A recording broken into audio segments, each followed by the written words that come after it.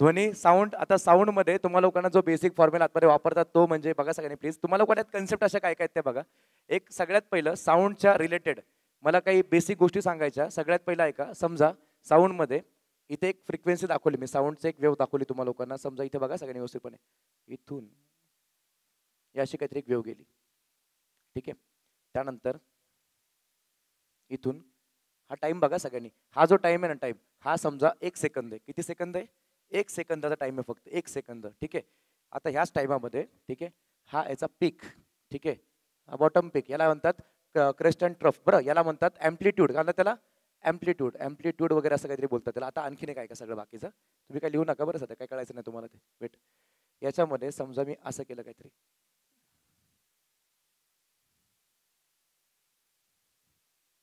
ठीक आहे, व्यवस्थित बघा. आता जवळजवळ याच्यामध्ये जर आपण फ्रिक्वेन्सी पाहिली, 1, 2 झाल्या, 3 झाल्या आणि परत 3.5 झाल्या. क्लिअर? सगळ्यांना लक्षात घ्या. आता हा टोटल जो कालावधी होता, हा टोटल कालावधी होता फक्त 1 सेकंदाचा. किती होता? फक्त 1 सेकंदाचा होता फक्त. ध्यानात घ्या सगळ्यांनी. ह्या 1 सेकंदामध्ये ही जी वेव आहे, ही वाली वेव, ह्या वेवचा फक्त एकच सायकल कंप्लीट झाला. इथून स्टार्ट केलं होतं, इथून पीक, बरोबर का? बरोबर. इथून खाली आलं परत, ठीक आहे, परत परत वरती आलं, ठीक आहे. म्हणजेच काय त्याला म्हणतो आपण, ते ना का ते तेजी, मंदी, घसरण, पुनरुत्थान. अरे बरोबर का? अशा प्रकारे काहीतरी. मग ते इन्फ्लेशन झालं, मग डिसइन्फ्लेशन झालं, मग डिफ्लेशन झालं, मग रिफ्लेशन झालं, ठीक आहे. अशा प्रकारे काहीतरी चाललंय. हे फक्त आपल्याला फक्त वेव समजायची. फक्त वेव, ही वेव पुढे गेली. एका सेकंदामध्ये किती वेव झाल्या? फक्त एकच. एका सेकंदात फक्त एकच सायकल कंप्लीट झाला. मग एका सेकंदामध्ये हे किती वेळा आलं? फक्त एकदा आलं. याची frequency F is equal to 1 hertz असं संबोधलं जातं. क्लिअर सगळ्यांना काय ते? कारण की एका सेकंदामध्ये फक्त एकच सायकल कंप्लीट झाला. पण या बाबतचं बघा ना, इथं 1 झालं, 2 झालं, 3 झालं, 3.5 झालं. समजा आपण ते 1 सेकंदाला अजून एक कंप्लीट केलं असतं, विशेष नसला इथं कंप्लीट केलं असतं, इथं म्हटलं असतं आपण 1 सेकंद आहे मुद्दाम ह्याच्यासाठी स्पेशल, ठीक आहे. तर याचं जवळजवळ एक बघा, इथून इथपर्यंत 1, 2, 3, किती? 4. याची फ्रिक्वेन्सी किती माहिती आहे का? 4 हर्ट्झ. याचे 4 सायकल कंप्लीट झाले. क्लिअर सगळ्यांना? आता हे असं सांगण्याचं कारण असं होतं, बघा काय ते याच्यामध्ये समजा इथून, इथपासून इथपर्यंत जर मी तुम्हाला म्हटलं याची लांबी मोजा, तर ही जी लांबी असते ना, ही लांबी, that is called as a lambda. Lambda असा सिम्बॉल आहे, त्याला म्हणतात वेवलेंग्थ, तरंग लांबी. बरोबर? तरंग लांबी म्हणजे ह्या तरंगाची लांबी, तरंगाची लांबी एवढी एवढी आहे लॅम्बडा. कळलं का सगळ्यांना? ही झाली तरंग लांबी झाली. बरं, लक्षात घ्या सगळ्यांनी, याला म्हणतात तरंग लांबी. आता मला सांगा, याची तरंग लांबी एवढी मोठी आहे, बरं लक्षात घ्या. याच्यामध्ये याची तरंग लांबी केवढी आहे? त्याच्यापेक्षा बारीक आहे ना. अरे बरोबर का? याची बघा तरंग लांबी फक्त एवढीच आहे. कोणाची तरंग लांबी जास्त आहे? याची, फर्स्ट वाल्याची. First wave, second wave. याची तरंग लांबी काय बरं? बोला लवकर बोला. तरंग लांबी जास्त आणि तरंग लांबी कमी. अरे समजा हे 50 मीटरचं आहे, समजा 50 मीटर आहे, हे 10 मीटर असेल की छोटंसं असेल, किंवा समजा त्या कंपॅरिझन मध्ये म्हटलं 40 मीटर ते 10 मीटर करायचे, 4 वेव आहेत. अरे बरोबर का? म्हणजे याची तरंग लांबी लय जास्त आहे, याची तरंग लांबी लय कमी आहे, पण ह्याची फ्रिक्वेन्सी जास्त आहे, त्याची फ्रिक्वेन्सी कमी आहे. 4 आहे ना बे, ते याच्या आधी 4 वेळा येऊन जाते, ते एकदाच येते. कळलं सगळ्यांना काय ते? म्हणजे अर्थात सांगायचं तात्पर्य एकच आहे, फ्रिक्वेन्सी आणि तरंग लांबी हे एकमेकांना व्यस्त चलनात असतात. तरंग लांबी ज्याची जास्त त्याची फ्रिक्वेन्सी कमी, ज्याची फ्रिक्वेन्सी जास्त त्याची तरंग लांबी कमी. क्लिअर सगळ्यांना? याला मग आपल्या भाषेत जर असं म्हणायचं झालं तर अर्थातच ही एक कन्सेप्ट आहे. फ्रिक्वेन्सी ही इनवर्स प्रोपोर्शनल असते कोणाच्या? तरंग लांबीच्या, म्हणजे कोणाच्या? वेवलेंथच्या. हे ध्यानात घ्या सगळ्यांनी.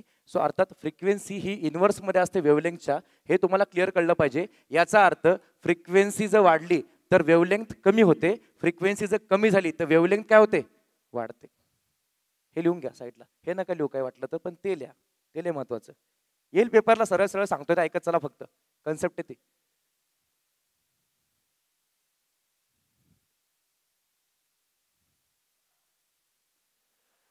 अबे फुफ्फुस बाहेर येतील सगळी, बंद कर.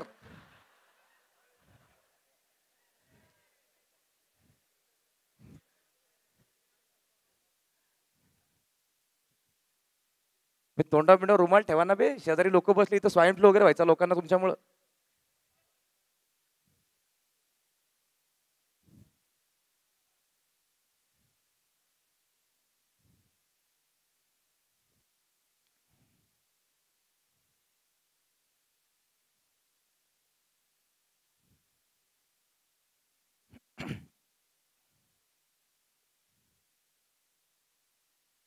हे झालं का सगळ्यांचं?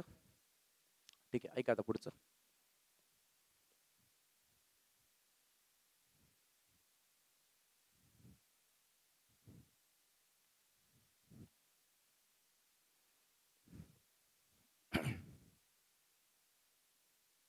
हे जे मी तुम्हाला आता ध्वनीमध्ये सांगितलं, ठीक आहे. आता हे तुमच्या ते प्रकाश ह्याच्यामध्ये पण सेम लागू पडतं बरं, जे आता सांगितलं ते कसं. ते ऐका, प्रकाश ह्याच्यामध्ये ते तुम्हाला लोकांना ती कन्सेप्ट आहे बघा, ते विजिबल स्पेक्ट्रम वगैरे माहिती आहे सगळ्यांना ती, ते तिकडे पण लागू पडतं बरं. मी आता ते नाही घेत, आता तुम्हाला मी साऊंडचं सांगतोय फक्त. साऊंडचं ऑडिबल, ऑडिबल, ऑडिबल, ऑडिबल म्हणजे ऐकू येण्याजोगा साऊंड. ऑडिबल म्हणजे काय? जो ऐकू येतो माणसाला, कानाला ऐकू येतो असावाला, ठीक आहे. त्याच्यानंतर इथे पुढे बघा तर कसं ते कसं ऑडिबल, ऑडिबल साऊंड म्हणजे ऐकू येणारा, ऐकू येण्याजोगा, माणसाला नीट कानाने ऐकू येतो असा तो, ठीक आहे. आणि त्यानंतर याच्या पुढचा आणि याच्या मागचा तो कसा बघा सगळ्यांनी. ऑडिबल साऊंडच्या पुढे अल्ट्रा साऊंड, लय मोठा साऊंड, अल्ट्रा,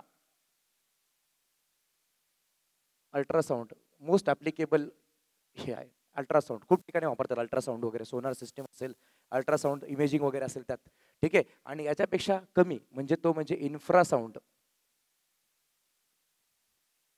इन्फ्रासाऊंड.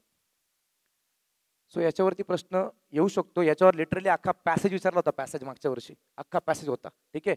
तर अल्ट्रा आणि इन्फ्रा याच्यामध्ये ही रेंज कशी बघा, सरळ ऐकून घ्या. Audible sound range is 20 hertz to 20,000 hertz. हे ध्यानात घ्या. याच्यामध्ये जर साऊंडची फ्रिक्वेन्सी असेल तर तो ऐकायला येतो माणसाला, आणि याच्या जर वर गेलं, ठीक आहे, याला म्हणायचं 20,000 हर्ट्ज पेक्षा जास्त, याला उर्फ दुसरे गोंडस नाव आहे 20 किलो हर्ट्ज. एकच आहे ना, 20,000 के म्हणजे हजार, के किलो, किलो किलो म्हणजे हजार, 20,000 हर्ट्ज एकच आहे ते. आणि हे म्हणजे 20 हर्ट्ज पेक्षा कमी असतं, कमी असतं, ते जास्त असतं. This is called as infra, that is called as ultra.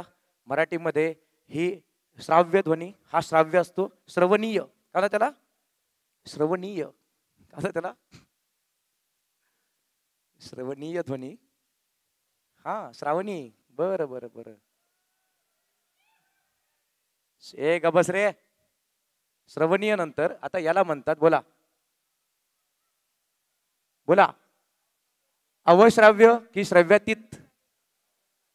हा आता ऐका, हे मराठीमध्ये लय झोले, लय मोठा झोले. हा आता ऐका सगळ्यांनी, हा श्रवणीय झाला, ऐकण्याजोगा झाला, ठीक आहे. तर हा अल्ट्रासॉनिक म्हणजे श्रव्यातीत, अति अति अति, कळलं. हा श्रव्यातीत, अतिश्राव्य किंवा श्रव्यातीत असं म्हणतात त्याला. मिस कॉल, श्रव्यातीत. आणि त्याच्या पाठीमागे घ्या अवश्राव्य, करेक्ट आहे ना. ते अति म्हणायचं त्याला, अति, लय अति झालं ते, 20च्या पुढे गेलं अति येते लय, ठीक आहे झालं. ही रेंज तुम्हाला येऊ शकते. आणि या ठिकाणी तुम्हाला लोकांना ते विजिबल स्पेक्ट्रम पण आहे बरं, विजिबल स्पेक्ट्रा, दृश्य प्रकाश लहरी वगैरे काय ते, त्याची रेंज फक्त तुम्ही एकदा ते बघून घ्या, ते 10⁻² मध्ये सगळे दिलेले आहे. पण त्या रेंजपेक्षा तुम्हाला लोकांना जास्त महत्वाचं त्यामध्ये काय माहिती आहे का, ठीक आहे. एक हे झालं का सांगा तुमचं पहिलं, हे लिहून घ्या फटाफट, चला लवकर लवकर लवकर लिहून घ्या. ते इन्फ्रा काय, अल्ट्रा काय, ऑडिबल काय, आणि प्लीज याला थोडं इंग्लिशमध्येच बघा. ते मराठीत तुम्हाला लोकांना पेपरला टेन्शन येऊ शकतं, अवश्राव्य कशा म्हणून, श्रव्यातीत कशाला म्हणू, ठीक आहे. सो इंग्लिशमध्ये बघा ते. यातला ऐकू येण्याजोगा फक्त हाच आहे बरं, तो ऐकायला येत ना, आपण ऐकायला येत नाही आपल्याला, ठीक आहे.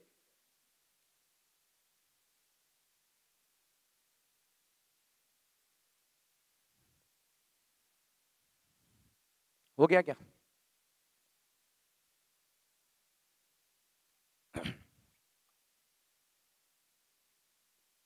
नेक्स्ट, जी विजिबल स्पेक्ट्रम आहे ती फक्त त्यासाठी कन्सेप्ट एक डोक्यात ठेवा सगळ्यांनी, विजिबल स्पेक्ट्रमची. त्या आले मी कोरिलेट करतोय मुद्दाम त्यामध्ये. तर दृश्य प्रकाश लहरी जी काय विजिबल स्पेक्ट्रम आहे आपली, विजिबल स्पेक्ट्रम, विजिबल स्पेक्ट्रा, ठीक आहे. आता याच्यातले मला कलर सांगायचे, चला बोला फटाफट, कोणता? ता, बोला ना, पी, ही, पुढे बोला नी, पा, आणि काय बरं, जा, जा म्हणजे जांभळा, तो शेवटचा, ठीक आहे. एक अपना पानसट, ठीक आहे. आवाज नाही पाहिजे, गपरायचं. ठीक आहे. आता विजिबल स्पेक्ट्रामध्ये ताना पिही निपाजा दिल्यानंतर तांबडा म्हणजे इंग्रजीमध्ये काय रे बाबा, रेड ना, बरोबर का? हा रेड झाला. आणि इथला जांभळा म्हणजे काय झाला, व्हायोलेट. ठीक आहे. या विजिबल स्पेक्ट्रला आपण ते कलर मध्ये मांडू शकतो. ते बीबी रॉय मध्ये काय बोलतो ना आपण, ते विबग्योर असं काहीतरी, विबग्योर म्हणजे इंद्रधनुष्याचे कलर समजू आपण, ते सप्तरंगी. तर आता याला काय करायचं, हा रेड आहे. ठीक आहे. हा काय बरं, व्हायोलेट आहे. तर आता ऐका, ह्या रेडच्या आधीचा हा म्हणजे इन्फ्रारेड. रेडच्या आधीचा कोणता, इन्फ्रारेड. आणि त्या व्हायोलेटच्या नंतरचा कोणता, तर अल्ट्रा व्हायोलेट.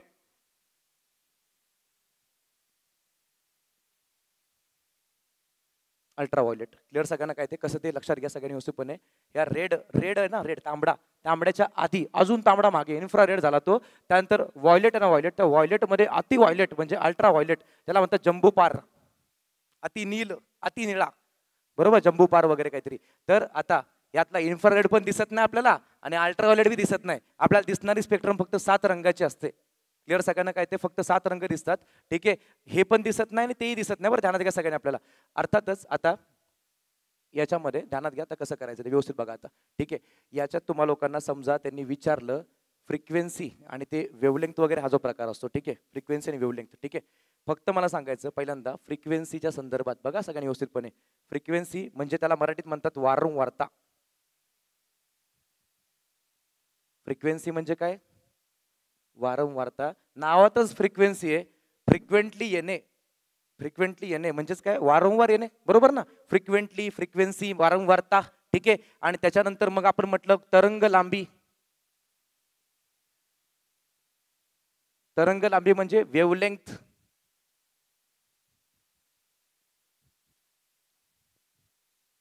वेवलेंथ. क्लिअर.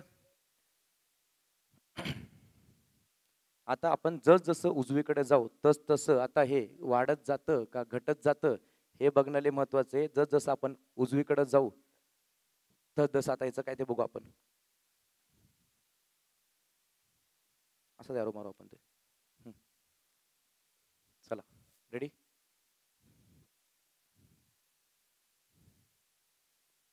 ठीक आहे. ऐका आता फ्रिक्वेन्सी. फ्रिक्वेन्सी जसं नीट ऐका सगळ्यांनी प्लीज. आता जसं उजवीकडे जाऊ तुम्हाला स्पेक्ट्रम सांगतो तो कसा बनतो. स्पेक्ट्रम बघा सगळ्यांनी. तो स्पेक्ट्रम या प्रकारचा आहे की डावीकडून उजवीकडं बघा. तुम्ही लोकांनी फक्त मागाचं ती कन्सेप्ट सांगितली ना, ती कन्सेप्ट सांगायची मला आता. ठीक आहे. हे असं आहे.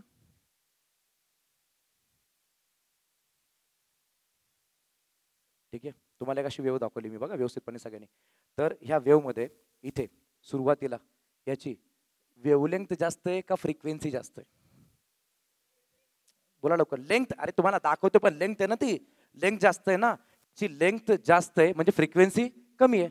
बरं परत बघा इथे लेंथ कमी झाली का आता, अरे बरोबर आहे का, लेंथ कमी होत चालली, लेंथ कमी होत चालली, लेंथ कमी होत चालली, सरळ सरळ लेंथ कमी होत चालली. अर्थात जशी ती लेंथ कमी कमी कमी कमी होत चालली तशी फ्रिक्वेन्सी जास्त होत चालली. ते खूप फास्ट यायला लागले बघा, फास्ट एकदम. आधी किती हळू यायचं, हळू असायचं, आता खूप फास्ट येते बघा. इथून एवढं हळू चाललं होतं, एवढं हळू चाललं होतं, आता fast fast fast fast fast यायला लागलं, एकदम फास्ट, सुपर फास्ट व्हायला लागलं ते. म्हणजे अर्थात लक्षात घ्या याच्यामध्ये सरळ सरळ याची फ्रिक्वेन्सी ना, फ्रिक्वेन्सी म्हणजे वारंवारता ना, ही वाढत जाते. काय होते, वाढत जाते. अर्थातच इथे म्हणायचं ही वाढत जाते, फ्रिक्वेन्सी वाढत जाते. मग तुम्हाला मी कंपॅरिझन करून दाखवतो, ध्यानात घ्या. बरं इकडे बघा, तांबडा रंग आणि जांभळा रंग यांच्या दोघात जास्त फ्रिक्वेन्सी कोणाची, जांभळ्या रंगाची फ्रिक्वेन्सी जास्त आहे. क्लिअर सगळ्यांना, वाढत जात आहे ना ते. जांभळ्याची फ्रिक्वेन्सी जास्त आहे आणि तांबड्याची फ्रिक्वेन्सी कमी आहे. पण त्याच ठिकाणी उलट अर्थी जर हे वाढत जाते तर हे कमी होत जाते. याला म्हणायचं हे कमी होत जाते, कमी होत जाते. तरंग लांबी ही कमी होत जाते. ठीक आहे. व्यवस्थित ऐका सगळ्यांनी, हे कन्सेप्ट एक आपल्या प्रकाश या चॅप्टर मधली. जर तरंग लांबी मित्रमंडळ जर कमी होत जात असेल, तरंग लांबी जर कमी होत जात असेल तर मला सांगा आता तांबड्यामध्ये आणि जांभळ्यामध्ये तरंग लांबीचा कंपॅरिझन करता जास्त तरंग लांबी कोणाची, शाबाश, रेडची. कोणाची, रेड. याची तरंग लांबी जास्त असते, याची तरंग लांबी कमी असते, म्हणून सिग्नल्स मध्ये तांबडा रंग वापरतात. घ्या लिहून ते. चला कंपॅरिझन करतोय आपण, लगेच कळलं पाहिजे. इथं तांबडा, इथे जांभळा, लक्षात घ्या सगळ्यांनी. अर्थातच याच्यामध्ये हा तांबडा रंग जो आहे ना, मग कुठल्याही त्या धुक्याबिक्यामध्ये धुरकेमध्ये त्या ट्रेन्स वगैरे थांबवण्यासाठी वगैरे तांबडा रंग का वापरतात? कारण ते खूप लांबपर्यंत पोहोचतं, कारण ती तरंग लांबी लय लांब असते. कळलं सगळ्यांना? म्हणजे तुम्ही फक्त एवढं कन्सेप्ट लिहा इथं. वारंवारता वाढत जाते, तरंग लांबी कमी कमी होत जाते, म्हणजे पाठीमागे जास्त असते, पुढे पुढे वाढत वाढत जाते, कमी कमी होत जाते. बरं ध्यानात घ्या, तांबड्याची तरंग लांबी जास्त आहे, मग कमी कमी कमी कमी होत गेलं पुढे ते.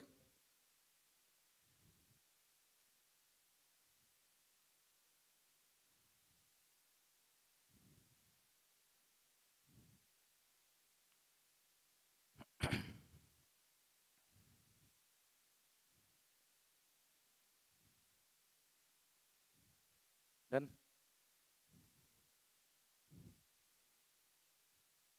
बाकी मग आणखीन त्या स्पेक्ट्रम मध्ये एक 4-5 जण दाखवले, इकडे 2-3, तिकडे 2-3 दाखवले, तिकडे मागे काहीतरी इलेक्ट्रोमॅग्नेटिक स्पेक्ट्रम, इलेक्ट्रोमॅग्नेटिक वेव्स माहिती आहे ना सगळ्यांना? Electromagnetic waves. या साईडला पलीकडे गेलो आपण, परत त्या साईडला ते काय असेल, ते एक्सरे बिक्सरे काय असेल, अजून काय रे बाबा ना पुढे ते गॅमा. काय गॅमा?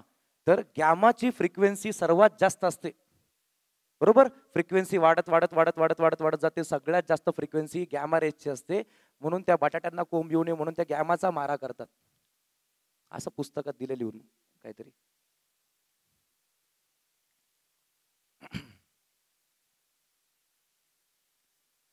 डन. ठीक आहे.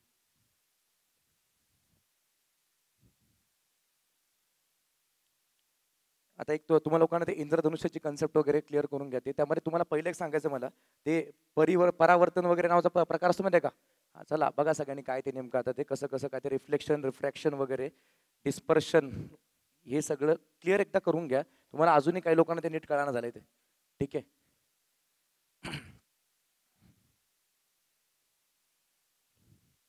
Ready?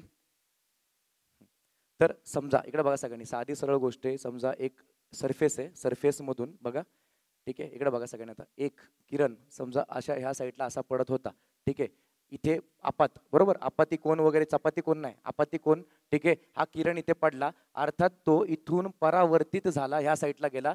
This is called as reflection. काय? रिफ्लेक्शन. मराठीमध्ये त्याला म्हणतात परावर्तन. परावर्तन झालं. त्या क्लिअर करा कन्सेप्ट. सगळ्यात भारी यातलं ते नाही का, ते रिफ्रॅक्शन आहे ना, ते पेपरला पडू शकतो बरं. रिफ्रॅक्शन लय महत्वाचं आहे, अति महत्वाचं आहे. हे रिफ्लेक्शन वगैरे एवढं काय महत्वाचं नाहीये, ठीक आहे. हे तर जनरल सगळ्या दुनियाला कळतं, कोणालाही कळतं ते. पण ते रिफ्रॅक्शन, मग त्याच्यावरती ते रिफ्रॅक्टिव्ह इंडेक्सची गणित वगैरे दिले बघा तुम्हाला, ते पुढच्या गणितामध्ये मी कळेल तुम्हाला ते थोड्या वेळात. ते दोन्ही काय लय मोठा नाही, दोन्हीचे 4च गणित, एकाच फॉर्म्युला 4 गणित आहेत, ठीक आहे. बघा काय ते सेकंड नंबरमध्ये हे रिफ्लेक्शन झालं. आता रिफ्रॅक्शन काय असतं? समजा एक किरण इथे असं समजा इथं पडला बघा सगळ्यांनी, आणि इथे समजा तुम्हाला इथे काच आहे, काच नंतर समजा काच नंतर पाणी असेल, वॉट एव्हर तुम्हाला इथे काय ते टिंब टिंब हिरा बिरा काय असेल, काय असेल वॉट एव्हर, जे काही द्यायचं असेल ते लोक देऊ शकतात तिकडे, काच पाणी हिरा बिरा. म्हणजेच मला सरळ तुम्हाला सांगायचंय, इथं माध्यम बदलतं. माध्यम, माध्यम वेगळे, माध्यम नंबर 2, माध्यम नंबर 1. हवेमधून त्याने पाण्यात आतमध्ये घुसला, हवेमधून तो काचेमध्ये घुसला, तो हवेमधून हिऱ्यामध्ये घुसला, किंवा पाण्यामधून तो काचेमध्ये घुसला, वॉट एव्हर जे काय असेल ते. तर अर्थातच तो जेव्हा इथून आतमध्ये जाईल, आता तो परावर्तित न होता तो काय होतो माहिती आहे का, तो आतमध्ये, इकडे बघा सगळ्यांनी, तो आतमध्ये याचा अँगल आणि अँगल, आता समजा हा अँगल ऑफ इन्क्लिनेशन समजा आपण असं म्हणू, तो अँगल थोडा रिफ्रॅक्ट होतो. तो ऍक्च्युली जर सरळ गेला असता ना, तर तो गेला असता असा, तो सरळ नाही जात, ठीक आहे. थोडासा तो बिघडतो बघा सगळ्यांनी, काय तो बिघडलाय तो बिचारा, ठीक आहे. थोडा तो परावर्तित, म्हणजे त्याला आता आपण असं म्हणू शकतो बघा, दिस इज कॉल्ड ॲज, इंग्लिशमध्ये काय बरं, रिफ्रॅक्शन. रिफ्रॅक्शन म्हणजे अपवर्तन. रिफ्रॅक्शन, अपवर्तन. याचं ऍप्लिकेशन तुम्हाला लोकांना पुस्तकात चांगलं दिलेलं आहे अपवर्तनाचं, ठीक आहे. अपवर्तन मध्ये तुम्हाला लोकांना वरती चांदण्याचे ताऱ्यांचे लुकलुकणे माहिती आहे सगळ्यांना, ते तारे लुकलुकतात वगैरे सगळं, ते त्याच्या मागे रिफ्रॅक्शन काम करतं. सूर्याचं सूर्यास्त वगैरे काही मिनिटं उशिरा, काही तास उशिरा वगैरे झालेला वाटतो, भासतो, ठीक आहे. ते सगळं रिफ्रॅक्शनच्या मागचे सगळे कारण आहेत ती. आणखीन एक पाण्यामध्ये बुडवलेली काठी माहिती आहे सगळ्यांना. ते समजा एक काठी असते समजा, ती पाण्यामध्ये बुडवली आपल्याला, ठीक आहे, बरोबर. ती अर्थात थोडीशी अशी खाली इन्क्लाइड झाली दिसते का अशी, बरोबर. ते याच्या मागे सगळं रिफ्रॅक्शन काम करतं, ध्यानात घ्या सगळे, ते रिफ्रॅक्शन आहे, ठीक आहे. आता हे झालं रिफ्रॅक्शन संदर्भात, व्यवस्थित बघा सगळ्यांनी.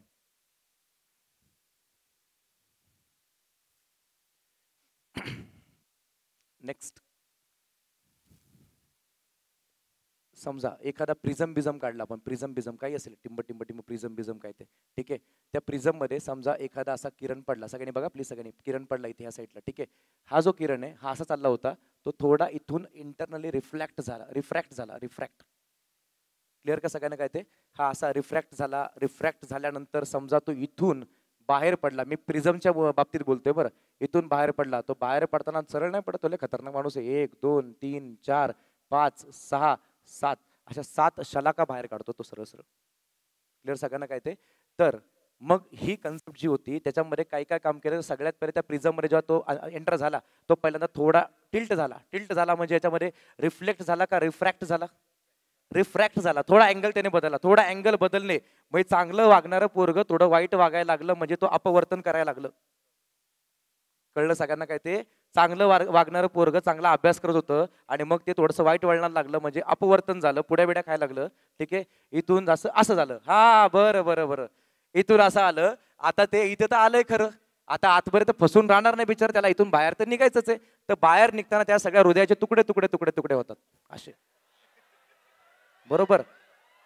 सो त्याचं हृदयाचं डिस्पर्शन झालं. काय आलं? डिस्पर्शन.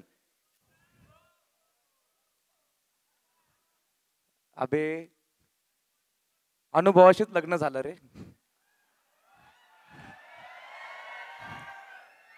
कैसे बताओ मैं तुम्हें. बरं ऐका सगळ्यांना, आता हे इथून हे थांबा ना, गप्पा ना जरा. इथून बाहेर येताना बिचारायचं सगळं, तो पहिला एक तर सरळ चालला होता, वाईट वळणाला लागला, तो असा आतमध्ये थोडासा गेला आणि मग त्याच्या हृदयाचे सगळे तुकडे झाले बिचारायचे. अर्थात this is called as a dispersion. तो डिस्पर्स किंवा डिस्टर्ब झाला. डिस्पर्शनला मराठीत काय म्हणतात? अपस्करण. काय? अपस कळलं का? अपस्करण झालं. त्यानंतर एक नेक्स्ट फेनॉमेनन आहे, तो फेनॉमेनन म्हणजे scattering. So what do mean by scattering? बघा आता समजा आपण आपल्या घरामध्ये गावाकडे समजा बसलो असतो, गावाकडचं सांगेल बेस्ट सगळ्यात. गावाकडे समजा आपल्या घराला समजा वरती एखादा काहीतरी छेद वगैरे असेल, वरतून आतून सूर्यप्रकाश आत येत असेल, तर त्या सूर्यप्रकाशामध्ये आतमध्ये काही धुलीकण असतात, ते फिरत, बरोबर की नाही? सो ते फिरत असतात, त्याला म्हणतात टिंडाल इफेक्ट वगैरे असं बोलतो आपण. तर ते धुलीकण जे असतात ना, ते बघा ते असे सगळे धुलीकण म्हणून समजू आपण त्याच्या आतमधले, ठीक आहे. त्याच्यामध्ये काय होतं, मग तो प्रकाश किरण असा पडला, मग असा पडला, इथून इथे रिफ्लेक्ट झाला, इथे झाला, इथे आला. तर दिस इज कॉल्ड ॲज स्कॅटरिंग म्हणजे डिस्पर्स झालेला परत भरकटला. हा हँगओव्हर झाला. बघ विषय नाही. 1990 मंडळाचे अध्यक्ष आलेले आहेत आपल्याकडे, यांचं स्वागत असो. सगळ्यांनी प्लीज टाळ्या वाजवा 1990 मंडळाच्या अध्यक्षांचे प्लीज. आणि सर्व सदस्य आणि खजिनदार तुम्हा सर्वांना 17 तारखेसाठी शुभेच्छा देतो आत्ताच. बरं ठीक आहे, मग संध्याकाळी मग ते आनंदात बसतात का दुःखात बसतात ते तुम्ही ठरवा. ठीक आहे. ए वर बघा इकडे, चला आता आपण इथे समजा हे असं बिचारा भरकटला, याला कुठे जायचं ते कळा ना. ते आपलं ते कोणतं ऋतिक रोशनचं ते ऐसा क्यू हू, ते मी ऐसा क्यू हू येते, ठीक आहे. मग त्याला ते काय कळायला झाले, इधर चला किंवा उधर चला, काय कळतच नाही त्याला कुठे चाललाय तो दिस इज कॉल्ड एज काय बरं? स्कॅटरिंग म्हणजे बोला विकिरण. काय कळतच नाही कुठे चाललाय, ठीक आहे. रिफ्लेक्शन, परावर्तन, रिफ्रॅक्शन, अपवर्तन, डिस्पर्शन, अपस्करण आणि त्यानंतर स्कॅटरिंग, विकिरण वगैरे काय असेल ते. आणि मग आता याच्यानंतर आपलं इंद्रधनुष्याच्या फेनॉमेनन मध्ये नेमकं काम करणारं किंवा ऑप्टिकल फायबर मध्ये जे काही काम करतं, आता मला सांगा सगळ्यात बेस्ट म्हणजे मीडियम बोललो ना आपण, की समजा इंटरनेट किंवा ब्रॉडबँडसाठी जर वापरला असेल, वायरलेस की wired? Not wireless, wired is the best. सगळ्यात बेस्ट वायर्ड असतं. आणि त्या वायर्ड मध्ये पण सगळ्यात बेस्ट असतं ऑप्टिकल फायबर केबल्स.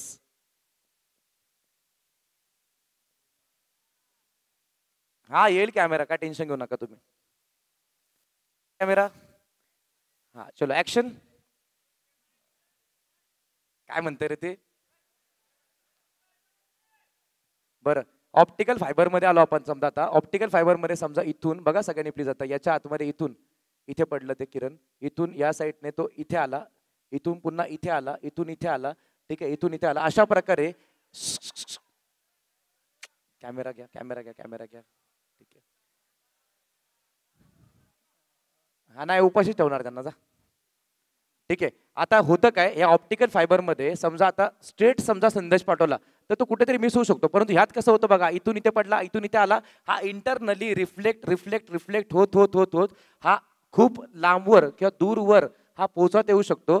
तर समजा खूप जास्त डिस्टन्स असेल आणि लांबवरती तुम्हाला मेसेज पोहोचवायचा असेल तर सगळ्यात बेस्ट मीडियम जे वापरणार ते कोणतं वापरणार, ऑप्टिकल फायबर मीडियम किंवा ऑप्टिकल फायबर केबल्स वापरणार आपण. आणि याच्यामध्ये जो फेनॉमेनन काम करतो याला म्हणतात संपूर्ण आंतरिक परावर्तन, म्हणजे टोटल इंटरनल रिफ्लेक्शन, TIR, संपूर्ण आंतरिक परावर्तन. आणि हाच फेनॉमेनन कुठे काम करतो जरा व्यवस्थित बघा, आंतरिक परावर्तनाचा. तो म्हणजे इंद्रधनुष्य बनण्याच्या बाबतीमध्ये. तो इंद्रधनुष्य कशा प्रकारे तयार होतो, आता नेमकं काय ते, इंद्रधनुष्य असण्यासाठी सगळ्यात पहिला आकाशामध्ये सूर्य असावा लागतो. कारण जर तो आकाशात सूर्यच जर नसेल, त्याचं किरणच पडत नसेल त्या पाण्यावरती पावसाच्या, तर सरळ सरळ इंद्रधनुष्य बनतच नाही, ध्यानात घ्या. तर समजा यू आर ऑब्झर्वर, तुम्ही बघत आहात, ठीक आहे, तुम्ही समजा इथे उभा आहात आणि तुम्ही समजा त्या साईडला बघताय, बरं इकडे बघा सगळ्यांनी, तुम्ही ऑब्झर्वर आहात, हे तुमची चोच वर बघताय तिकडे त्या साईडला, ठीक आहे. आणि समजा इथून या साईडला, समजा इथून आज विदर्भामध्ये पावसाची शक्यता आहे, असा समजा इथून समजा पाऊस टिंब टिंब टिंब टिंब टिंब टिंब टिंब टिंब पडला, त्यातला फक्त एकच थेंब आपण बघतो, बघू आता त्यातला काय ते नेमका, इकडे बघा सगळ्यांनी, या एकाच थेंबाच्या बाबतीत एक अख्खा थेंब आपण झूम करून घेऊया.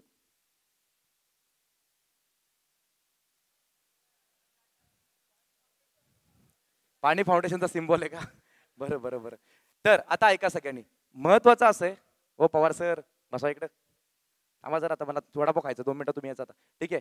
इथे समजा हे लक्षात इकडे सगळ्यांनी, हा थेंब समजा इथे असेल, लक्षात घ्या सगळ्यांनी, हा थेंब जो इथे दिसतोय, अर्थात समजा सूर्य तिकडे असेल तर काय उपयोग नाहीये, ठीक आहे. तो सूर्य ऑब्झर्वरच्या, म्हणजे जो व्यक्ती त्याला बघतोय त्याच्या डोक्याच्या पाठीमागं पाहिजे, हे ध्यानात घ्या सगळ्यांनी. याच्या डोक्याच्या पाठीमागं पाहिजे अर्थातच. तर हा याच्या डोक्याच्या पाठीमागं असल्यानंतर इथून जो येणारा जो किरण आहे तो असा, ठीक आहे, तो इथून इथे याच्या आतमध्ये एंटर करणार, असा एकच थेंब नसून असे मिलियन्स ऑफ थेंब असतात, ध्यानात घ्या. आणि ते सगळं मिळून ते तयार होतं. तर अर्थात हा इथून जसा तो किरण इथे पडला, तो किरण इथे पडल्यानंतर इथून तो सरळ नाही जाणार, आता तो थोड्या वाकड्या मार्गाला लागणार, वाईट मार्गाला लागला बिचारा, ठीक आहे. आता इथे हे लक्ष द्या सगळ्यांनी, इथून इथे पडला, आता इथून याचा काही पर्सेंट भाग बाहेर जातो, परंतु काही भाग पुन्हा एकदा इथून इंटरनली रिफ्लॅक्ट किंवा त्या रिफ्रॅक्ट बोलतो, सॉरी रिफ्रॅक्ट, हा रिफ्रॅक्ट होतो. रिफ्रॅक्ट झाल्यानंतर इथून तो आता आंतरिक परावर्तित झाला. काय झाला तो? आंतरिक. आतापर्यंत काय काय घडलं बघा, सगळ्यात पहिल्यांदा इथून इथे रिफ्रॅक्शन म्हणजे अपवर्तन घडलं, बरोबर आहे का? अरे वाईट मार्गाला लागलं ना ते, सरळ मार्गाने जाता आता अचानक त्याने मार्ग बदलला, MPSC करता करता तलाठी करायला लागलं, ते वेगळ्या मार्गाला लागलं बिचारा, ते सरळ जाता आता वेगळं लागलं, मेगा भरती. चला इकडे बघा सगळ्यांनी, आता इथून सरळ जाता अचानक ते अचानक वाईट मार्गाला लागलं, इथून इथे आलं, इथं पुन्हा ते रिफ्लेक्ट झालं. दिस इज इंटरनल रिफ्लेक्शन, म्हणजे आंतरिक परावर्तन. आणि इथून जेव्हा ते इथे आलं, इथून आता ते इथून बाहेर पडणार असं बिचार, 1 2 3 4 5 6 आणि 7च, 8 पण नाही, 7च, क्लिअर काय ते. आणि मग त्या 7 मध्ये मग तेच ते मागे सांगितल्याप्रमाणे ते ते ता ना पी ही नी पा आणि जा अशा प्रकारे असणार, 100% असतात त्या, असंच असतं. काय झालं ते, इथून नसतं तांबडा, इथूनच असतो तांबडा, क्लिअर काय ते, 100% असतं. अर्थात ही जी किरणशलाका जी पडली, this is called as what, dispersion. अरे बरोबर आहे का? हा, ह्या सगळ्या फेनॉमेनने काम केलं इंद्रधनुष्य तयार करण्यासाठी, ठीक आहे. ही आकृती वगैरे फक्त एक फटाफट स्केच मध्ये ते लिहून घ्या, फक्त काय काय काम केलं. सगळ्यात पहिलं अपवर्तन काम केलं, मग त्याच्यानंतर मग इंटरनल रिफ्लेक्शन काम केलं, त्यानंतर मग डिस्पर्शन काम केलं. ती शालाकाचं फक्त शालाका दाखवा, ती नावं तुम्हाला पाठ आहे सगळ्यांना, तानापी निपाजा पहिलीपासून. इथं मग आता तुम्ही बघताय तर शेजारी 4-5 माणसं काढू नका परत, इथं अशी बारकी बारकी पिल्ल बिल्ल त्या साईडला इथं अशी, ओके.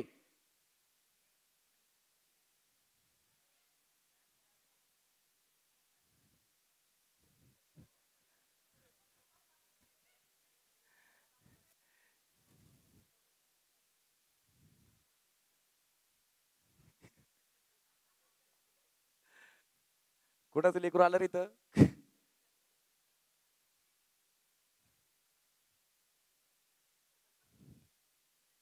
नेक्स्ट टाइम पासून प्राणी मात्रांसाठी पण आम्ही जागा रिझर्व करून ठेवतो. आता परवाच आहे आपलं, परवाच. नेक्स्ट टाइम कशाला, परवा काय करू आपण, ते जे प्राणी मात्र आहेत ना सगळे आपल्याकडे, कुत्रे मांजराची पिलं बिलं आली सगळी इथं, त्या सगळ्यांसाठी आपण इथं समोर जी बसायला जागा आहे खाली, इथं सीट रिझर्व आहेत सगळ्यांना. बरं आता पुढच्या परवा.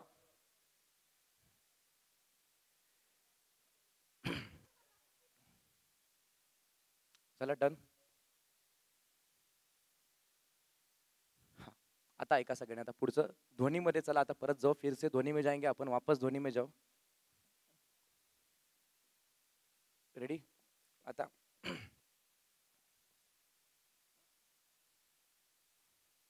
लक्ष द्या सगळ्यांनी, वरती बघा. एक छोटीशी कन्सेप्ट तुम्हाला सांगतो. पहिल्यांदा समजा इथे एक डोंगर आहे, असं शाळेत तुम्हाला लोकांना पुस्तकात होतं अशी आकृती. त्यानंतर या साईडला इथे एक डोंगर आहे, ठीक आहे, बरोबर का? आता समजा इथून, लक्षात घ्या सगळ्यांनी, काय ते इथून समजा इथे कोणतरी आपला मंग्या बिंग्या उभा आहे, परशा परशा उभा आहे, परशा, ठीक आहे. एक अपना कोणी उभा इथं? परशा. परशा उभा आहे आणि परशाने समजा इथून आता हाक मारली आर्ची म्हणून. काय बोलला परशा? आर्ची. पुढे म्हणला काहीतरी टिंब टिंब टिंब टिंब, ठीक आहे. तर झालं काय माहितीये का, तो जसा आर्ची म्हटला, त्याने जे आर्ची म्हटलंय ते जी काही बोललेली साऊंड वेव्ह आहे, ती साऊंड वेव्ह इथून इकडे गेली, इथून रिफ्लेक्ट होऊन परत त्याला ऐकायला आली. This is called as echo. Echo आणि त्याला इको. आणि इको म्हणजेच काय, तर प्रतिध्वनी. प्रतिध्वनी म्हणजेच काय, इथून तो ध्वनी इथे पडल्यानंतर पुन्हा त्याला प्रतिध्वनी ऐकायला आला. तर असं होण्यासाठी त्याने जसं ते आर्ची म्हटलं होतं ते त्याला परत ऐकण्यासाठी समजा 4 सेकंद लागत असतील, तर मला सांगा इथून इथे पोचायला फक्त किती वेळ लागला होता? 2 सेकंद. क्लिअर आहे सगळ्यांना काय ते? म्हणजे प्रतिध्वनी ऐकण्यासाठी जर त्याला 4 सेकंद लागत असतील, तर फक्त ध्वनी तिथे जाण्यासाठी त्याला 2 सेकंद लागत होते. बरोबर आहे का? मान्य सगळ्यांना काय ते? याचाच उपयोग सोनार सिस्टीम मध्ये करतात. सोनार. क्लिअर सगळ्यांना काय ते? मग त्यामध्ये ते पाण्यामध्ये काहीतरी तो जहाज असतात, त्या जहाजामध्ये एका ठिकाणी ट्रान्समीटर, एका ठिकाणी रिसिव्हर, आणि इथून एक सिग्नल पाठवला. सो काही वेळानंतर जहाज पुढे पुढे गेल्यानंतर त्याला जेव्हा तो सिग्नल ऐकू आला, तर इथून त्याला समजा टोटल त्याला 8 सेकंद लागत असतील किंवा 8 मिनिटं लागत असतील, तर तो ध्वनी जाऊन येऊन परत त्याला रिसिव्ह होण्यासाठी जेवढा वेळ लागला, लक्षात घ्या सगळ्यांनी, त्याचा फक्त अर्ध करायचं. क्लिअर सगळ्यांना? आणि त्याच्यावरती समजा बघा, उदाहरणार्थ त्याला ऍप्लिकेशन कसं करतात, हे समजा समुद्रात तळभाग आहे समजा हवाला, त्या तळभागामध्ये समजा आतमध्ये काहीतरी एखादं जहाज वीज पडलंय खाली, दुसरं मोठंवाला टायटॅनिक. समजा वे गरीबाचं टायटॅनिक येते, ठीक आहे. बुडलंय बे पाण्यात, ठीक आहे, समजून घेते, ठीक आहे. आता हे पाण्यात समजा बुडलंय जहाज. बरं, आता लक्षात घ्या सगळ्यांनी. समजा आता हे बिचारं जहाज, इथून एक जहाज आहे समजा, इथे एक जहाज, याची 2 जहाज सगळी कंटिन्यू व्यवस्थित चाललेली. बरं, ध्यानात घ्या, 2 जहाज चाललीत, किंवा एका जहाजामध्ये ट्रान्समीटर रिसिव्हर दोन्ही असतं. बरं, किंवा असा सिग्नल पडून असा येऊ शकतो. ती सिग्नल टेक्निक अशी वापरता येते किंवा अशी वापरता येते, काही फरक पडत नाही. फक्त ट्रान्समीटर रिसिव्हर, किंवा हे ट्रान्समीटर हे रिसिव्हर. क्लिअर? आता समजा ह्या जहाजाने समजा एक सिग्नल सोडला, किंवा हेच जहाज आहे म्हणून समजा आपण, इथून इथे सिग्नल सोडला, इथून हे ऐकायला आलं, परत इथून इथे आलं, परत तेवढ्याच वेळात ऐकायला आलं, कारण तेवढीच डेप्थ आहे. डेप्थ सेम आहे, डेप्थ सेम आहे. अचानक ते जहाज इथे आलं, इथून सिग्नल सोडून लगेच ऐकायला आला, त्याला कळलं झोल आहे काहीतरी खाली. एवढा लवकर सिग्नल ऐकायला आला म्हणजे इथे काहीतरी बुडलंय, 100% इथे काहीतरी उंचवट आहे, किंवा इथे एखादा डोंगर आहे, किंवा एखाद्या पर्वताचं वरतं टोक वरती दिसतंय. क्लिअर काय ते? मग असंही त्यात त्याने म्हटलं, इथून याला याला वेळ लागला होता, याला वेळ लागला होता, आता हे कसं काय लवकर आलं? 100% ही सोनार सिस्टीम यासाठी वापरण्यात येते. क्लिअर सगळ्यांना काय ते? की त्याला लवकर कळलं, ते लवकर कळल्यामुळे त्याला ते आतमध्ये काहीतरी ऑब्जेक्ट खाली दिसतोय, असतोय, म्हणजे आहे, त्याला असं लगेच फील होतं, आणि मग ते लोक त्यांचे काय ते असतात ते घुसतात आतमध्ये, शोधून काढतात काय ते. या अशा प्रकारे सिस्टीम वापरत येते. हे झालं प्रतिध्वनीसाठी, आणि हेच ते प्रतिध्वनी सोनार सिस्टीम मध्ये वापरतात ते. तर फक्त तुम्हाला फक्त जो काय टाइम लागला ना, टाइम, त्या टाइमाला काय करायचं, फक्त हाफ. कळलं सगळ्यांना काय ते?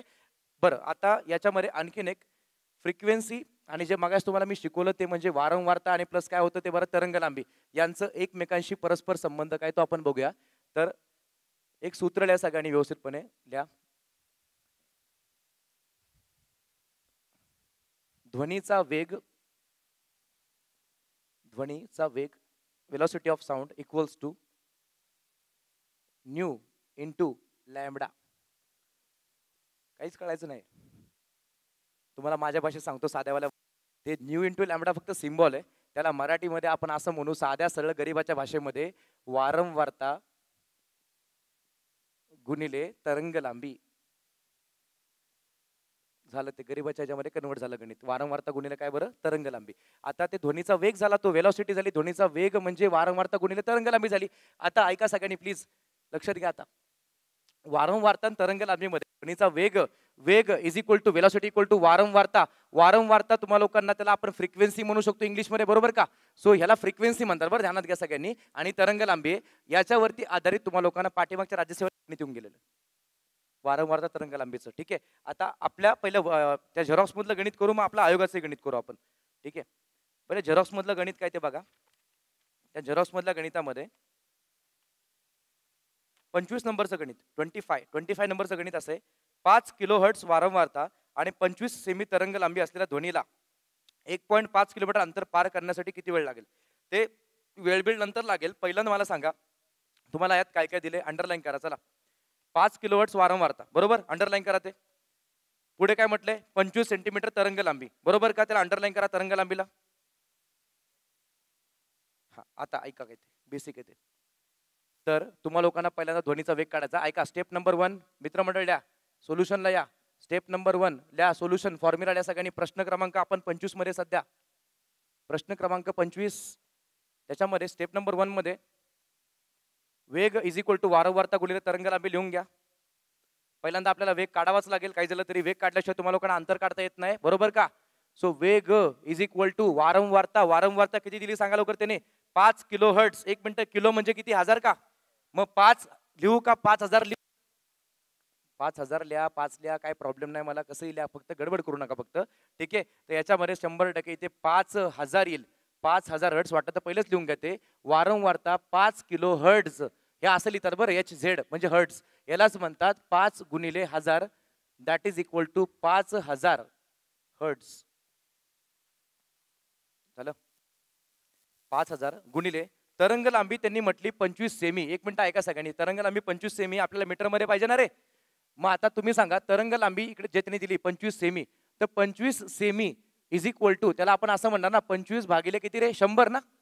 मग सांगा 25 भागिले 100, बरं त्याला डायरेक्टच लिहून टाकतो ना, जास्त बरं पडेल आपल्याला. कसं माहिती आहे का, बघा सोयीस्कर कसं होतं ते. लिहा तरंग लांबीमध्ये लिहा 25/100, कारण ते आपण मीटर मध्ये कन्वर्ट केलं. सेंटीमीटरला मीटर मध्ये कन्वर्ट करताना 100 ने भागतात, असं मगापासून 2-3 वेळा झालंय गणित. आता इथे किंमत टाका. झालं, शून्याला शून्य, 2 शून्य कॅन्सल झाले, हे 2 शून्य ह्याला कॅन्सल. क्लिअर का सगळ्यांना? मग आता 50 गुणिले 25 आपल्याला करायचे. सो वेग इज इक्वल टू, चला बोला, 25 पाचा, अरे बोला ना, 125. 25 5 125 आणि पुढे 1 शून्य, 1250 गणित मीटर प्रति सेकंदात आपण कन्वर्ट करून घेतले म्हणून समजते, कारण आपण ते मीटर मध्ये घेतले. आणि हर्ट्सच्या उलट म्हणजे सरळच ते 1/सेकंद असतं ते. ठीक आहे, वेग इज इक्वल्स टू 1250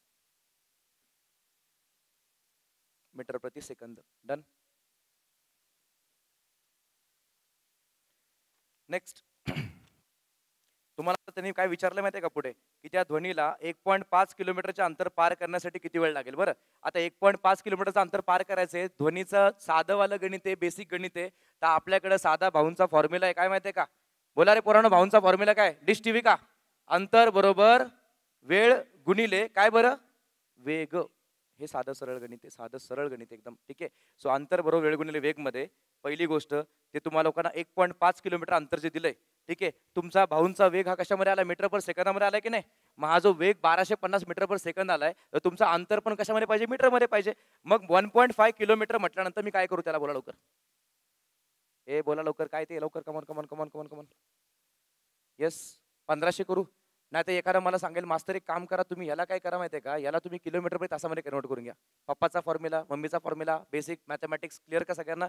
तसंही करता येतं. आता समजा त्या अंतराला तुम्हाला लोकांना समजा असंच करायचंय की मास्तर आम्हाला ते 1.5 ठेवायचे. 1.5 जर ठेवलं तर आपल्याला ते तुम्हाला लोकांना जो वेळ आणि वेग वगैरे दिला ना, तो वेग तो तुम्हाला 1250 मीटर पर सेकंदात चालत नाही, तो तुम्हाला किलोमीटर प्रति तासामध्ये पाहिजे, बरोबर का? मग तो मम्मीचा फॉर्म्युला वापरावा लागेल का पप्पाचा फॉर्म्युला? पप्पाचा फॉर्म्युला वापरावा लागेल. मग एक काम करा, एवढं किचकट करून घेण्यापेक्षा आपण त्याला जनरल त्या सेकंदामध्ये किती ते काढून घेऊ.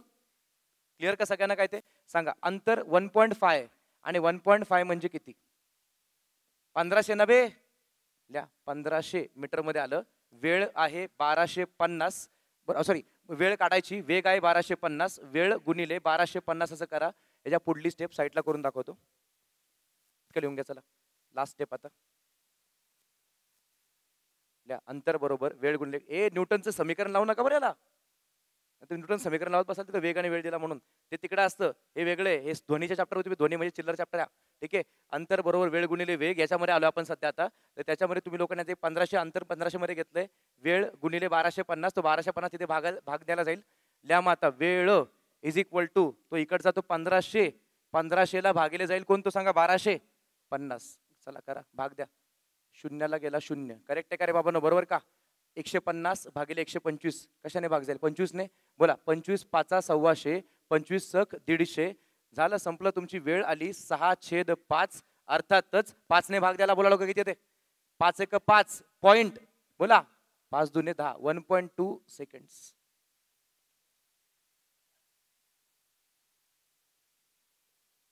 घ्या लिहून ते.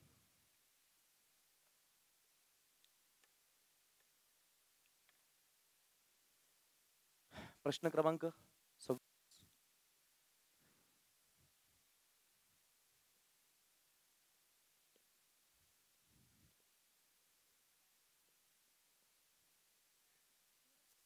काय गरम होते? अबे ते एसी चालू आहे.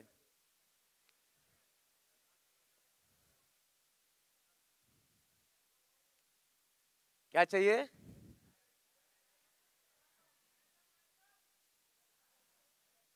ऐसा खुंदल खुंदल के मारेंगे वो लोग तुमको, समझा? प्रश्न क्रमांक किती रे आता? 26. नंबर 26 मध्ये आता. ठीक आहे. 1 सेमी. ऐकून घ्या आता. हा सेम क्वेश्चन मागच्या राज्यसेवेला पडलेला आहे. फक्त तिकडे आकडा 1 सेमी नाहीये, तिथे वेगळा आकडा आहे. तो बघू आपण. पहिलं 1 सेमी तरंग लांबी असलेला ध्वनी तरंग 340 मीटर प्रति सेकंद वेगाने हवेतून जात असल्यास ध्वनीची वारंवारता किती असेल? मला फक्त एवढं सांगायचं आता याच्यामध्ये आपला जो फॉर्म्युला समोर सगळ्यांच्या तो वरती बघा सगळ्यांनी प्लीज. आता वेग इज इक्वल टू वारंवारता गुणिले तरंग लांबी, बरोबर का? तो फॉर्म्युला सगळ्यांनी माझ्यासोबत लिहिला घ्या. वेग इक्वल्स टू वारंवारता गुणिले तरंग लांबी. लिहिलात? ठीक आहे. आता त्याच्यामध्ये तुम्हाला जे जे दिलंय व्यवस्थित बघा. आता वेग दिलाय, वारंवारता दिली का तरंग लांबी दिली, तुम्हाला ते फक्त ओळखायचं, हेरायचं आणि सांगायचं. 1 सेमी तरंग लांबी, त्याला अंडरलाईन करा. तरंग लांबी दिली त्यांनी. तरंग लांबी म्हणजे वेवलेंथ, इंग्लिश मीडियम वाले अर्धवट शिकलेले, बरोबर का? त्यानंतर ध्वनी तरंगाचा जो काही वेग आहे किती रे बाबांनो? 340. इथे 340ल्या वेगातल्या 340 इक्वल टू वारंवारता तुम्हाला लोकांना दिली का? काढायची नाही, काढायची ना ती. लिहा इथे वारंवारता असल्या म्हणजे फ्रिक्वेन्सी. वारंवारता तुम्हाला काढायची आहे गुणिले तरंग लांबी किती आहे? तरंग लांबी किती आहे? 1 सेमी. बरं तुम्ही सांगा, तरंग लांबी 1 सेमी म्हटलं सेमी मध्ये चालेल का? 1 सेमीला मीटर मध्ये कन्वर्ट केल्यावर 1 भागिले काय येईल? 100. संपला विषय. तो जो भागिले 100 आहे तो इथे येऊन गुणेल. क्लिअर सगळ्यांना? तो याला गुण चला लवकर सगळ्यांनी कमॉन लिहा. म्हणजेच वारंवारता, लक्षात घ्या सगळ्यांनी, वारंवारता इज इक्वल टू काय रे बाबांनो? 34000 हर्ट्स. क्लिअर? आता थांबा, ऐका सगळ्यांनी. आपल्याला ऑडिबल रेंज काय? What is Audible range? Audible range काय सांगा लवकर? 20 हर्ट्स ते 20,000 हर्ट्स म्हणजे 20 किलो हर्ट्स. करेक्ट ना? ही आपली ऑडिबल रेंज आहे. हा दिलेला समोरचा प्रश्नाचं जे काय उत्तर आहे ह्या रेंज मध्ये बसतं का? सो हे नॉट ऑडिबल आहे, हे ऑडिबल नाहीये, हे ऐकू येत नाही. लिहा. तो त्यांनी विचारलंय, त्यांनी तो ध्वनी मानवास ऐकण्यास क्षम आहे का? नाही, नाही म्हणा. म्हणून हा ध्वनी ऐकू येणार नाही.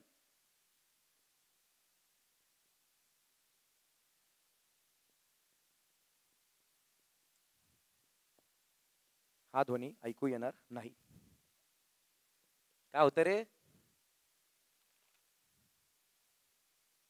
कस तरी होतंय. झोप जरा, बरं वाटेल. काय पाहिजे महेश? नाही तो दुसरा महेश, कडसरांचा महेश. कडसरांचा महेश तो. अकोल्याचा महेश आलाय का? अकोल्याचा महेश कुठे रे? आहे का? बरं बरं बरं बरं. सगळं ठीक आहे ना तिकडं? एसी बीसी फिरवा, एसी तिकडच.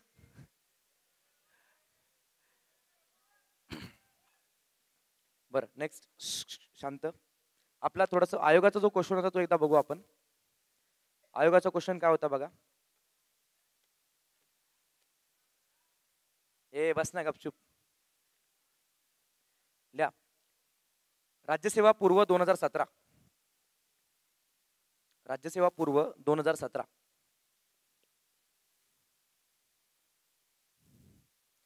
विशिष्ट वारंवारता असणारा का असणाऱ्या विशिष्ट वारंवारता असणाऱ्या एका ध्वनी तरंगाचा वेग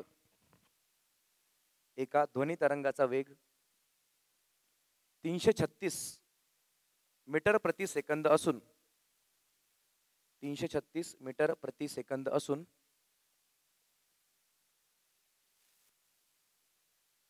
तरंग लांबी 3 सेंटीमीटर आहे. तरंग लांबी 3 सेंटीमीटर आहे. तर त्याची वारंवारता किती?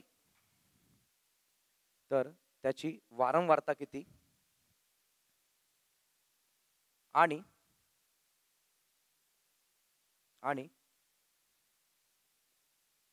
तो ध्वनी श्रवणीय आहे का?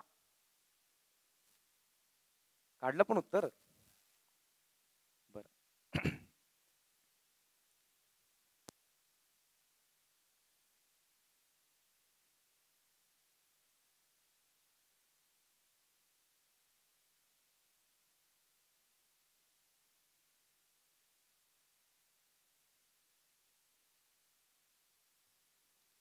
Yes done.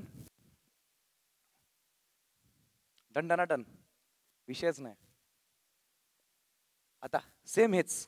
आता थोडं ना आपण डायरेक्टली लिहायचा प्रयत्न करू. वेग इज इक्वल टू तुम्हाला आता कळून गेलं ते. वेग इज इक्वल टू काय सांगा लवकर ते. वेग इक्वल टू तुम्हाला लोकांना एक आयडिया सांगतो काय करायचं. तुम्हाला लोकांना ते वेग वगैरे असं लिहित बसू नका. वेलॉसिटी इज इक्वल टू नाही कळत ना काय तर फ्रिक्वेन्सी म्हणायचं. फ्रिक्वेन्सी गुणिले वेव्हलेंग्थ म्हणायचं W. आणि नाही कळत तर मराठीत लिहायचं. एवढं काय मोठे टेन्शन नाही. कुठलं काय जीव जात नाही माणसाचा. ठीक आहे. काय वेलॉसिटी इक्वल्स टू फ्रिक्वेन्सी गुणिले काय बरं ते वेव्हलेंग्थ. आता मला सांगा याच्यामध्ये तुम्हाला वेलॉसिटी दिली ना. किती दिली सांगा लवकर. अबे वेलॉसिटी काय दिली बरं. वेग किती दिला. वेग किती 336. सॉरी बरं का मला इंग्लिश मध्ये विचारलं मी तुम्हाला. 336 इक्वल टू फ्रिक्वेन्सी दिली का फ्रिक्वेन्सी काढायची. फ्रिक्वेन्सी काढायची. सो फ्रिक्वेन्सी काढायची गुणिले तुम्हाला लोकांना वेव्हलेंग्थ किती आहे सांगा मला लवकर प्लीज. हा अरे वेव्हलेंग्थ काय दिली 3 सेमी ना. मग 300 लिहावं लागेल की नाही. काय अरे बघा हुबेहूब गणित आहे. काही फरक नाही. तो 100 वर ना 3 खाली नाही. विषय संपून टाकायचा. चला विषय मिटवायचा. चला कमॉन.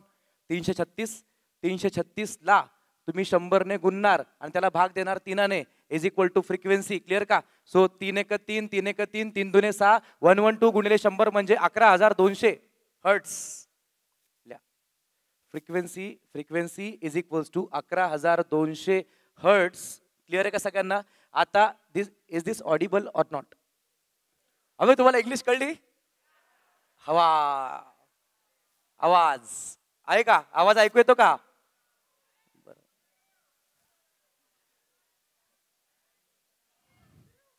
बरं तुम्हाला कुठला आवाज ऐकू येऊ अगर ना येऊ पण 2 बायकांच्या संभाषणातला आवाज कोणालाच ऐकू येत नाही. ती फ्रिक्वेन्सी त्यांनाच माहिती फ्रिक्वेन्सी काय असते ती.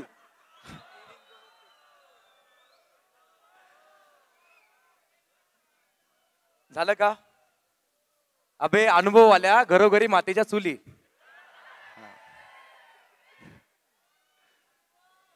पळसाला पाणी 3च. पुढच्या वेळेला मराठीचं पण घेऊन टाकू. झालं काय. डन. हे कुठे गेली झेरॉक्स आपली. हा इथंच आहे. ए गपरे. क्वेश्चन नंबर 27 लवकर. क्वेश्चन नंबर 27 संपते आपलाच काही झालं तरी. नंबर 27 एका माणसाने एका कड्यासमोर उभे राहून कडावर उभे राहून नाही बरं. कडावर वाले कडावर नाही. एका कड्यासमोर उभे राहून आरोही ठोकली. काय रे आरोही नाही आरोही ठोकली. तेव्हा त्याला 1.6 सेकंदाने प्रतिध्वनी ऐकू आला.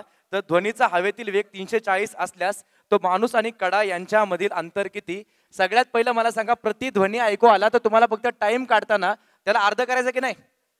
मग 1.6 ला आपण अर्ध करणार म्हणजे किती येणार सांगा लवकर? 0.8. पुढे काय? बोला मिनिटं का सेकंद? सेकंद. हा लिहा, शाबाश. 27 नंबरचा प्रश्न आहे बरं, नाही तर म्हणाल कुठलं चाललंय. लिहा, टाइम इक्वल टू 1.6 ला अर्ध करा 0.8 सेकंद. आणि मग आपल्याकडे साधा सरळ प्रश्न राहिला गरीबासारखा बिचारा. त्यांनी म्हटलं फक्त माणूस आणि कडा यातला अंतर किती वगैरे काय ते. तर तुम्हा लोकांना फक्त बघा अशा प्रकारचा प्रश्न आहे. एक असा काहीतरी कडा, इथे एक कडा आहे, ठीक आहे, इथे एक कडा आहे, इथं आष्टी आहे, बीड पाठवता वगैरे. हे तसं नाही बरं. हे लक्ष आहे का रे मतदारसंघ? हा, इथून इथपर्यंतचं अंतर हे तुम्हा लोकांना डिस्टन्स असं काढायचंय बरं, ध्यानात घ्या. तर तुम्हाला भाऊंचा फॉर्म्युला डिश टीव्ही. कोणता फॉर्म्युला आहे? Dish TV. मराठीमध्ये फॉर्म्युला सांगितलं तर काय सांगा लवकर? अंतर बरोबर वेळ गुणिले वेग. सो आता भाऊंच्या फॉर्म्युल्यामध्ये आपण याच्यामध्ये किमती भरणार. डिस्टन्स तुम्हा लोकांना काढायचंय. टाइम तुम्हा लोकांना लागलाय 0.8. 1.6 घ्यायचा नाही बरं, कळलं ना? 1.6 पृथ्वी ध्वनीसाठी आलेला वेळ तो नाही, अर्धा घ्यायचा, अर्धा, हाफ. तर 0.8 गुणिले वेलॉसिटी किती? 340 याला गुणायचं. आणि काय टेन्शन नाही, हे मीटरमध्ये, हे मीटर पर सेकंदामध्ये, सो विषयच येत नाही. So distance is equal to, इथून इथपर्यंत अंतर इज इक्वल टू, चला ह्याला 8 ने गुणा, मग जुगाड करू. 8 ने गुणा बे लवकर, चला कमॉन. 8 0 0, 8 चौक बोला बे 32, हात चाला 3, 8 त्रिक 24, 24 आणि 3 किती आलं? 27. पॉईंटच्या पुढे फक्त एकच घर आहे, मग आपण एका घराला पॉईंट द्यायचा इथं. अर्थात distance is 272 metre, not kilometre, because हे मीटर पर सेकंदा मधलं गणित आहे. अबे 272 किलोमीटर पर्यंत कोणाच्या आरोळी ठोकले जाईल का बे येड्यांनो? विषय का? तुम्ही काय रजनीकांत का बे?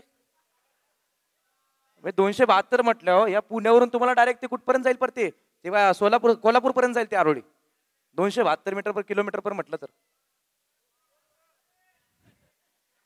कोल्हापूर पर्यंत आरोळी गेलो, वेगळे वेगळे आवाज येते तिकडून परत, मग शांत राहता. ठीक आहे, डन. टोमणे पुण्यात कमी आहेत का? पुण्यात माणूस टोमण्याने मरतो पुण्यामध्ये. अनुभव म्हणजे तर आपलेच लोक आपलेच वाट लावतात, बाकी काय नाहीये. जाऊ द्या, झाकली मूठ 1.25 लाखाची.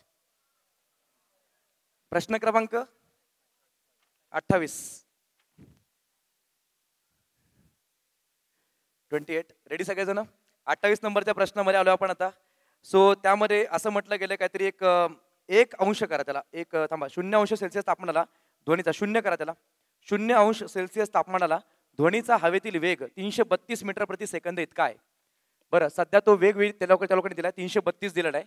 जर त्यांनी पुढे म्हटलंय तापमान, नीट ऐका सगळ्यांनी, तापमान 1° ने वाढवल्यास, बघा सगळ्यांनी, तापमानात फक्त 1° वाढ केली तर तापमान कितीने वाढतंय बरं सांगा बरं? काय दिले पुढे ते लोकांनी?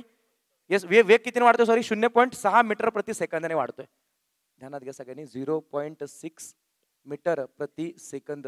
तुम्हा लोकांना पुस्तकात एक कन्सेप्ट आहे की यार ध्वनीच्या वेगावरती परिणाम करणारे घटक कोणते कोणते, बरोबर आहे की नाही? ध्वनीच्या वेगावर परिणाम करणारे घटक म्हणजे सगळ्यात पहिलं तुमचं तापमान तर आहेच. नंबर 2 आर्द्रता आहे ना, असं काहीतरी. मग ते दुपारच्या वेळेला आवाज दिला ते जास्त वेळ लांब जाणार नाही, पण संध्याकाळच्या वेळेला दिला तर लांब जातो का? तर ते तापमान त्या प्रकारे आर्द्र असतं, दमट असतं, त्यानुसार ते हे या प्रकारचे जे काही ते तापमान म्हणजे ध्वनीच्या वेगावर परिणाम करणाऱ्या घटकामध्ये जो काही तापमान आहे त्याच्यावरती गणित पडू शकतं. तयारीत राहा सगळ्यांनी, ठीक आहे? सो जर 1°C वाढ झाली तर तुम्हा लोकांना 0.6 मीटर प्रति सेकंदाने त्याचा वेग ध्वनीचा वाढतो, ठीक आहे? तर याच्याच नुसार तुम्हाला जे गणित सेट केलंय ते तसंच गणित आहे बघा. 1° वाढलं तर 0.6 ने वेग वाढतो. तर ध्वनीचा हवेतील वेग 350 मीटर करण्यासाठी होण्यासाठी तापमान किती असावे? बरं मला सांगा, आधी तापमान 300 किती आहे सांगा लवकर? 32 आहे. अरे बरोबर आहे का? 332 चं 350 करायचे म्हणजे कितीने वाढवायचा वेग सांगा लवकर? तापमानच म्हटलं, वेग किती सांगा? 332. तो वेग 350 करायचा, कितीने वाढवायचा आहे? वेग तुम्हाला 18 मीटर प्रति सेकंदाने वाढवायचा आहे. ध्यानात घ्या सगळ्यांनी, नीट ऐका सगळ्यांनी काय ते बघा. 1° ने वाढ केल्यास तो ध्वनीचा वेग हा 0.6 मीटर प्रति सेकंदाने वाढतो. क्लिअर आहे का सगळ्यांना? वाढतो का घटतो? वाढतो. म्हणजे हे एकमेकांना समचलनात आहे, यस ऑर नो? बरोबर, हे दोन्ही एकमेकांना समचलनामध्ये, ठीक आहे? तर आता जर का, नीट ऐका सगळ्यांनी, याच्यामध्ये बघा 332 पासून 350 एवढा वेग तुम्हाला करायचा आहे. वेग किती वाढवायचा सांगा लवकर? 18. तर जर तुम्हाला वेग हा 18 मीटर प्रति सेकंद एवढा वाढवायचा असेल तर तुम्हा लोकांना तापमानात कितीची वाढ करावी लागेल हा माझा प्रश्न. विषय का हवा. ठीक आहे, कसं करायचं ऐका आता सगळ्यांनी. 1 डिग्री सेंटीग्रेडने वाढ केली तर वेग 0.6 ने वाढतो. तर किती डिग्रीने वाढ केल्यास वेग 18 मीटर प्रति सेकंदाने वाढेल, याला सोडवण्यासाठी हे समचलन आहे मित्रमंडळ. समचलन असल्याने आपण समचलनाची गणित क्रॉस मल्टिप्लाय करून सोडवत असतो. क्रॉस मल्टिप्लाय अशा प्रकारे. म्हणजे हे वाढलं तर हे वाढतंय, ठीक आहे, हे घटलं तर हे पण घटतंय, अशा प्रकारचं गणित आहे. मध्ये 18 आणि 1 चा समजा गुणाकार केला आपण, 1 गुणिले 18 या साईडला 0.6 गुणिले x असा गुणाकार होईल. क्लिअर आहे सगळ्यांना. तर अर्थात तो 0.7 इकडे जो गुणिले तो त्याला काय होईल, तो भागिले 18 1 18, 0.6 ला इकडं 0.6 इज इक्वल टू x. ठीक आहे, मग म्हणून x इज इक्वल टू, आता फक्त जुगाड करायचा किंवा डायरेक्ट भाग द्यायचा, कसंही करा. याला मी समजा असं केलं 180 भागिले 6. कसं केलं मागासारखं आल्यापासून लय वेळा केले, 4-5 झाले असे. पॉईंटच्या पुढे किती घर आहे, एकच घर आहे. एक घर पुढे गेलं की वरती शून्य किती वाढतो, 1 वाढतो. द्या भाग, चला 6 1 6, बोला साहित्रिक 18 शून्य किती आलं, 30 अंश सेल्सिअस. एवढं तापमान करावं लागेल तेव्हा तो वेग तेवढा वाढेल.